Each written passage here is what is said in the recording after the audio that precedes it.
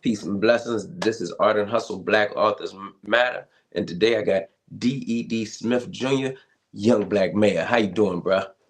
Pretty good. How's it going, my man? Man, life perfect, man. Hey, so if you will, before we start, share a little bit about who you are and what you do.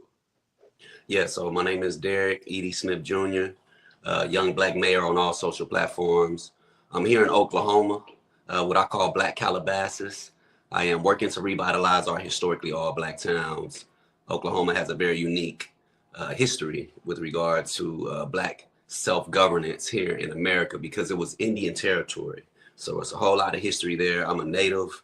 Um, I'm the epitome of an Oklahoman, being a Chickasaw citizen by blood, as well as being a descendant of people enslaved to the same tribe.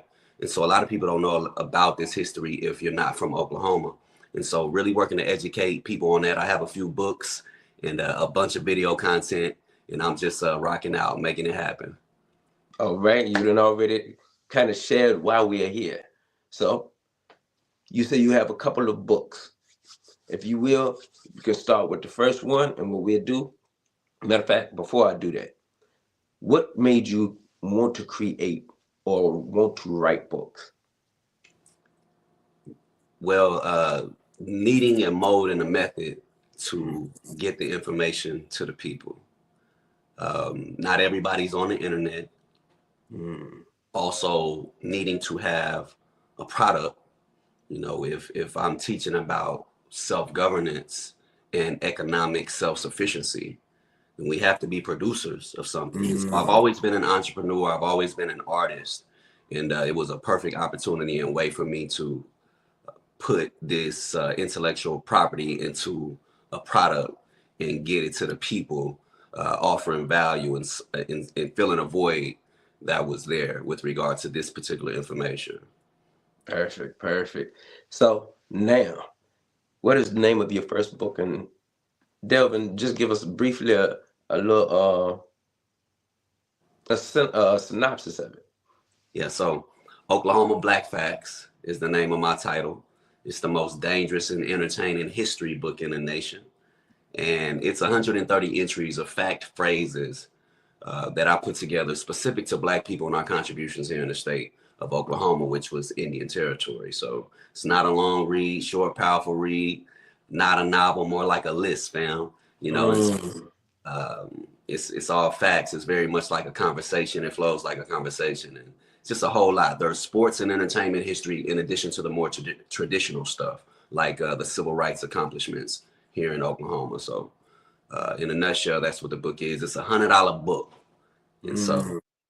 definitely. That's powerful. Uh, your next book.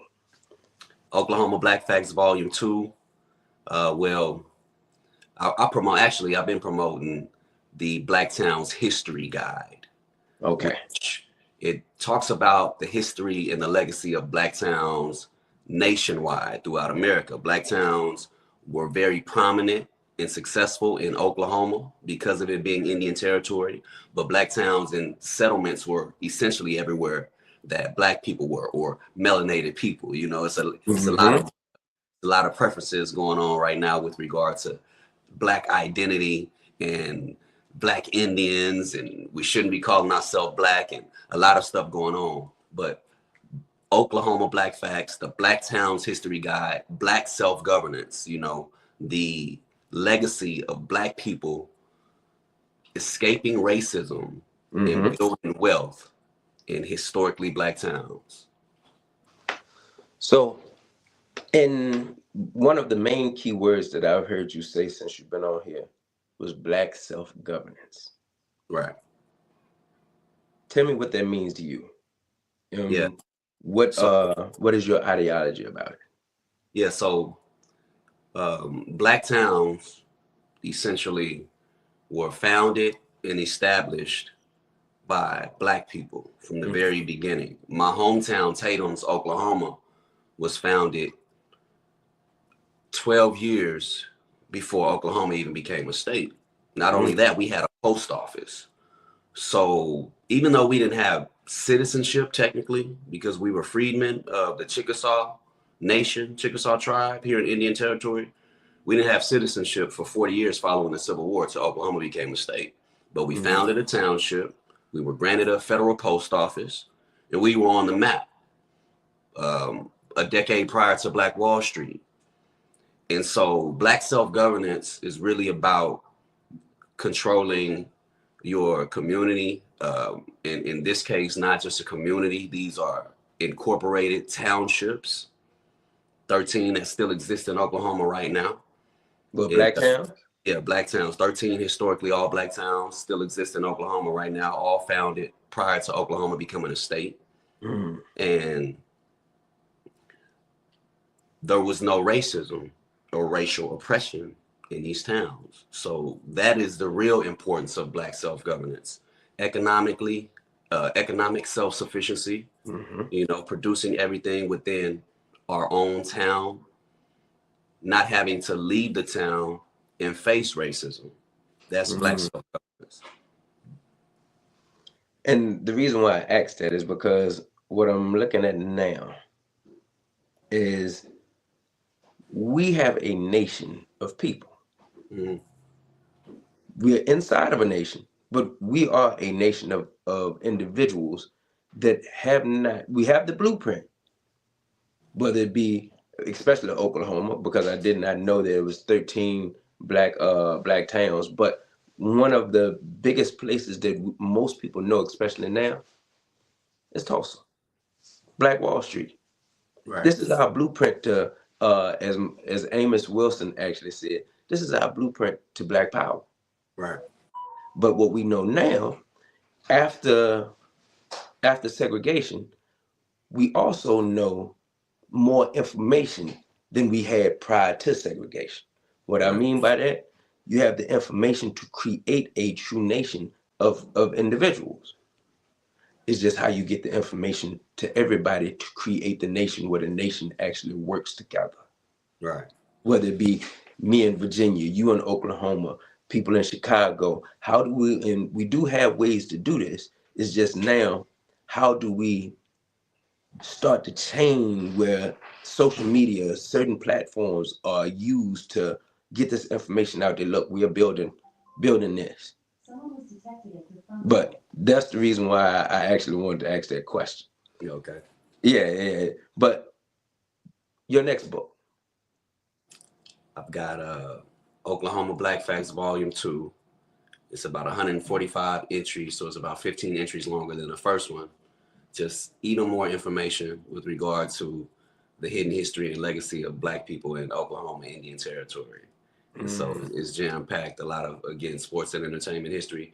I talk about, so Dr. King applied to be the permanent pastor at a church in Oklahoma City when he was 24 years old. He was Oh. denied. That was about 1953. He preached as a guest at Calvary Baptist Church in Oklahoma City when he was 24 years old. He applied for the permanent position. They told him he didn't have enough gravy, meaning he was too young for the job. Now, had he got the job, it may have changed the course of history. So maybe it's not a bad thing, but Nah. drop, just important pieces of history, fat phrases. So again, it's a short form book. Man, it looked like a fat novel, but you can really consume these books in just a few hours, an hour tops. A guy from North Carolina got my book one time. He said he was Cherokee. He said he didn't have no idea about the Cherokees enslaving Black people, and he was a white guy. And he read the book straight through, and he said he liked all the athletes in the book that he didn't know were from Oklahoma. And so athletes, entertainers, and that's just to back up the more traditional history, civil rights. All right, there's so many big moments in civil rights in Oklahoma that we don't discuss. The sit-in movement, it didn't start in Greensboro, North Carolina. It started in Oklahoma City 2 years prior to Greensboro. All right. And so Dr. Donda West was involved with that when she was a child in the sit-in movement in Oklahoma City. So it's facts, it's fact phrases, and this is how it come off in the book. So Oklahoma Black Facts Volume 2 is the third title that I have. So altogether, how many books do you got? I got 5 titles. All right, so we gonna go to the next one. 5 titles. So I've got Super Smithsonian Sonic, which is poems and songs. If you ever read Tupac's The Rose That Grew from Concrete or Jay-Z's Decoded, it's like a cross between those two books. It's poems and songs.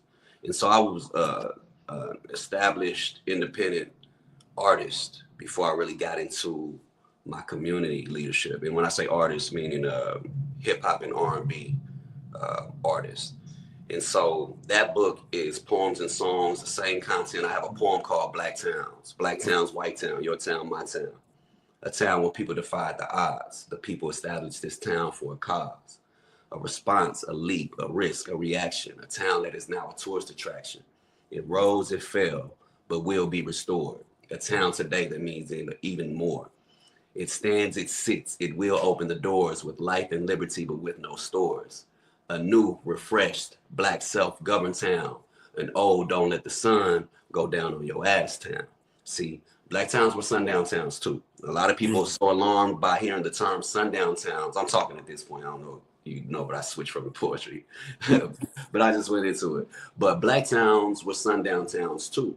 Not out of hatred for non-black people, but out of self-love, preservation, and protection. You had to be gone out of black towns before sundown too. If you were known friend of the community, and if you were not black, more than likely you were not a friend of the community during that time frame. And so it's just a whole lot there, man. And so it comes across through the books and through poems and songs. No doubt. And appreciate the poem. Make sure, hey, No that's fire. Absolutely. And your fifth book, The Facts About Indians Owning Black Slaves. Yeah. Yeah. Being from Oklahoma, you know, what they call the Bible Belt, you know, it's been a very, very conservative education system throughout my life. And so when we hear or learn about Indians or Native Americans, we learn about the 5 civilized tribes. Okay. That's Cherokee, the Choctaw, the Chickasaw, the Creek, and the Seminole. Now, if you go far back enough, we're beginning to learn that these were melanated tribes. All right. But here we learn about the Trail of Tears. We learn about the oppression of Indians or Native Americans, specifically the 5 civilized tribes. And then we get into the Western tribes like the Comanches, the Apaches. They brought them in later to Indian territory. They were removed from their homelands out west. But the 5 civilized tribes were removed from their homelands out east. Georgia, Alabama, Florida, Mississippi, you know, North Carolina, Tennessee, Kentucky. The Choctaws in there a little bit. I mean, the Chickasaws in there a little bit. And the Trail of Tears is known as this major moment of oppression for Native Americans or Indians or American Indians, as we know them, as the cowboy and Indian image, as we know here in Oklahoma, and probably what's most prominent on popular television, you know, throughout, you know, back in the day, leading up to now. We know so much information now, you know, people going to challenge you if you say, oh, Indian. But from here where I'm from, we know the 5 civilized tribes who enslaved black people. We're most of us are freedmen of the 5 civilized tribes. Even if we had Indian blood, because Oklahoma needed to become a state, those 5 civilized tribes who had slaves on the Trail of Tears. I'm getting ready to post some content this morning about the specific numbers on the amount of enslaved black people that came under Indian slave masters on the Trail of Tears to Indian territory, which became Oklahoma. Okay. And so this is the history that we know. As soon as you say Indian, we're going to think of what even other native tribes here in Oklahoma call the white tribes. So Apaches, Comanches, the Kiowas, the Cheyennes, you name it. If you say Indian tribes or the 5 civilized tribes, other tribes here in Oklahoma will call them the white tribes. They own all the casinos, and they are the only 5 tribes to have enslaved black people. So much to the point that slavery didn't end in Oklahoma until a year after the United States. Okay, the facts about Indians owning black slaves. This is the title of the book. Okay, so slavery didn't end here until the summer of 1866 when the 5 civilized tribes came to treaty with the United States after the Civil War. Juneteenth, 1865 doesn't apply to Oklahoma. Nobody really talks about that because I've never heard of it myself. yeah, we don't know. But the 5 civilized tribes didn't emancipate their enslaved black people here in Indian Territory until the summer of 1866, a year after Juneteenth. Okay. And so that was all about the 5 tribes, the 5 civilized tribes. Again, as we know it here in Oklahoma, these 5 civilized tribes, they fought with the South during the Civil War to uphold the institution of slavery here. When they lost, they were supposed to integrate their former slaves as citizens. That's what the treaty said, at least with the United States. And if they didn't, then the Indian freedmen of those tribes had a right to this 2 million acres of unassigned land in the middle of Indian Territory known as the Oklahoma lands. So have you ever heard that Oklahoma was supposed to be an all-black state? It's tied to black people being enslaved to the 5 civilized tribes. A big result of that was black freedmen or black Indian freedmen, whatever we want to call them, formerly enslaved black people to the 5 civilized tribes here in Indian Territory, which became Oklahoma. In many cases, even black children got 160 acres of land in order for Oklahoma to become a state. All of the tribal citizens in the Indian nations here had to be enrolled as American citizens, state citizens, in order for Oklahoma to become a state. So they had to enroll the slaves of these 5 civilized tribes. Let me get some water.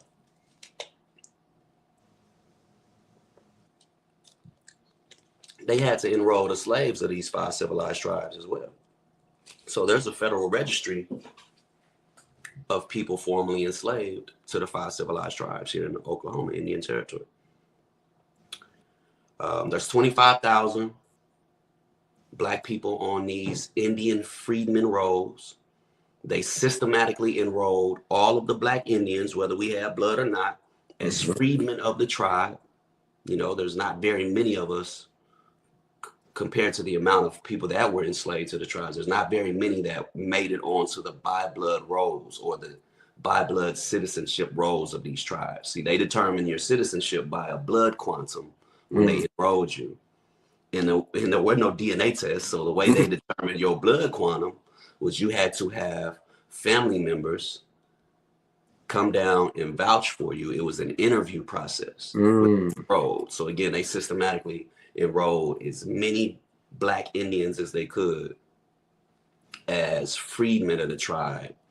And so it's a lot of facts surrounding this, man. There was a black state movement into Indian Territory, and it's all a result of black people being enslaved to the 5 civilized tribes and participating in such a large communal land domain before Oklahoma became a state.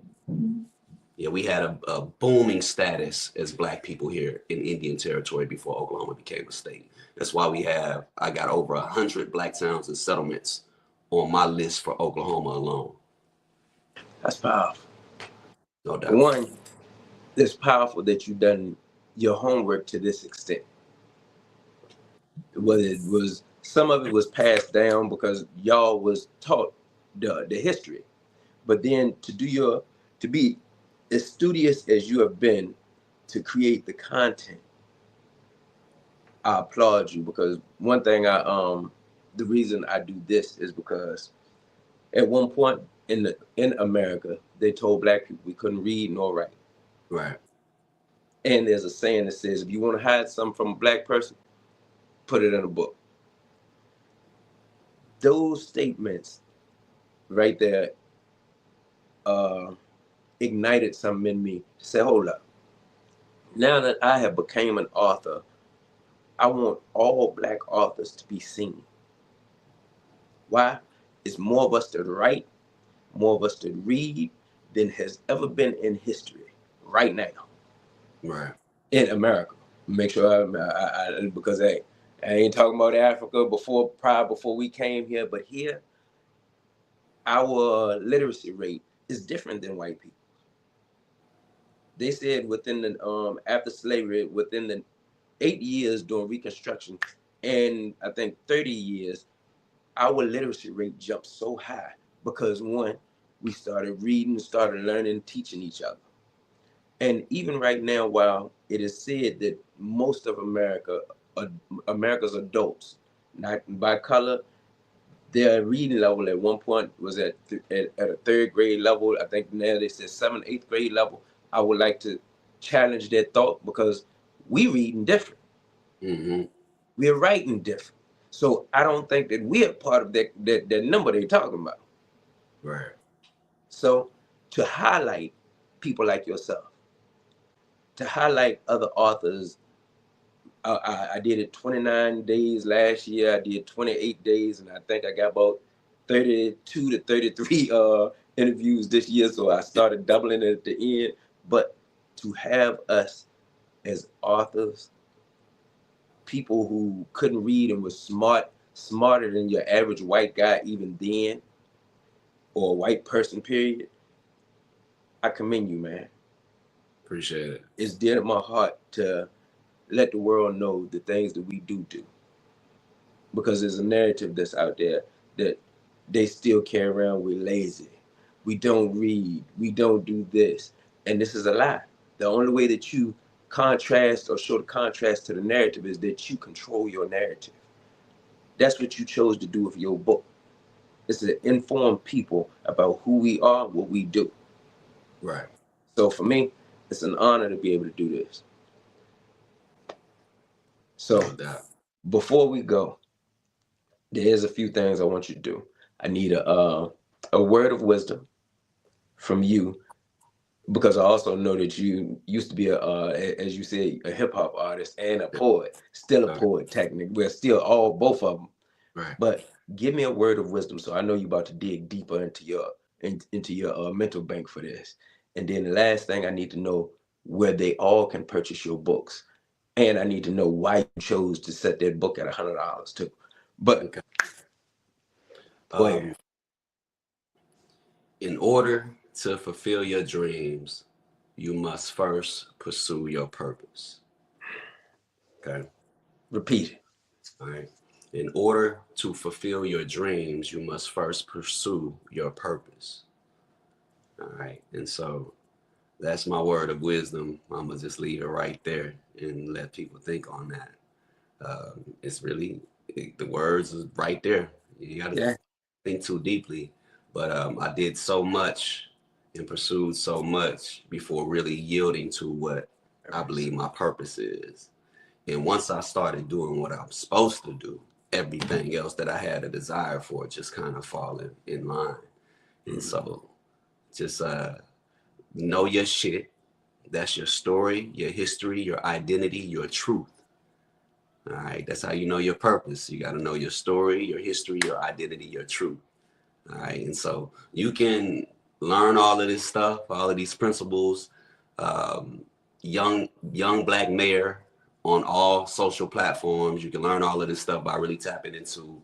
I'm getting ready to have classes. I've got courses, books have been available. Everything is really from my platform, Young Black Mayor, on all social media. My link tree is always in my bio. Okay. And I do have a stand store. So there's a digital store. My books are not available on Amazon. You can't pull them up on Kindle anywhere. I'm actually about to make it really exclusive to my online community on school.com. It's called the Black Towns Community on school.com. So Young Black Mayor, Black Towns, you should always be able to find me by Googling that. Okay. And so that's how you can get my books, man. The link in my bio on all of my socials, TikTok, Instagram, Facebook. That's how you can pick up my book. The book is $100 because We have to place our own value and the proper value on our intellectual property. I remember going to college, and it might have been a while back now because I'm up in age, but I don't remember paying for a book that was less than like $150 when I was in college. And I guess these are textbooks, Yeah. school books, so that's different. Well, I don't remember coming across any book that I ever paid that amount for that didn't offered more value than what my book is offering. Okay.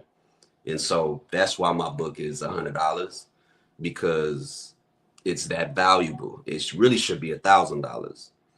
All right. It really should be $1,000 because I'm one of one. I'm pretty much like the only person in the nation really working to really put this legacy of Black self-governance and Indians owning slaves and just the stuff that 90% of Americans don't know. I'm really the only one putting it on Front Street and bringing it into our mainstream, at least, which is social media. You know what I mean? I'm approaching 800,000 followers online. 90% of my sales are still offline, taking it straight to the community, building community. And my book, I always sell it at a discounted price to the community. So you can access the information for less than that. But if it ever goes to Amazon, it'll be $100 or more. Volume 2 is $199. All right. And the reason I had so much confidence marketing in my book, putting my book at this price, is because I purchased the book from Derek Grace 2 for $500. For how much? $500. Okay. It was $1,000 book because it was marked at 50% off when I got it. And it changed my life. That's why I've sold over 4,000 copies of my book completely independent, without Amazon, without a publisher, without any book platforms, without any bulk sales, without any paid ads. Okay. How many again? 4,000 of Oklahoma Black Facts Volume 1. That's not including the other books. That's not including any digital sales, but that's at $100 a pop. Yeah. And so, you know, you can do it. It's possible, especially if you have information that people don't have. It's really about the information and the value. And when I purchased that $500 book, it came in a spiral. Yeah. It was just a spiral. But it was life change. Changed my life. It changed my life. I'm gonna have to see if I can get in touch with him, because I'd love to interview him too, because for you to say how his book impacted your life, that means people need to know about that book. You said when you bought it, it was yeah. The name of the book is How We Made $11 Million in the Pandemic. That was the name of the book, and I needed to know because I was independent and trying to figure it out, and I needed to know, and I found out. So, no doubt. Look, I appreciate your time, man. Once again, I appreciate you being who you are, man. You've been conversing for a couple years now. Yeah, a couple years. And I appreciate just your wisdom, your knowledge, and the understanding that you have gained and that you give back to the community. That's valuable. Like your book, like you said about your book, your book should be your book should be going for $1,000 a pop. But I appreciate you for just being there. I don't know where he went. Thank you, thank you, thank you.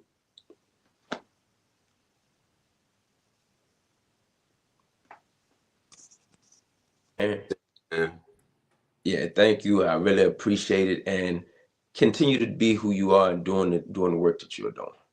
No doubt. So my name is Carlos Walker. This is Art and Hustle, Black Authors Matter, and this is Derek E.D. Smith Jr., Young Black Mayor.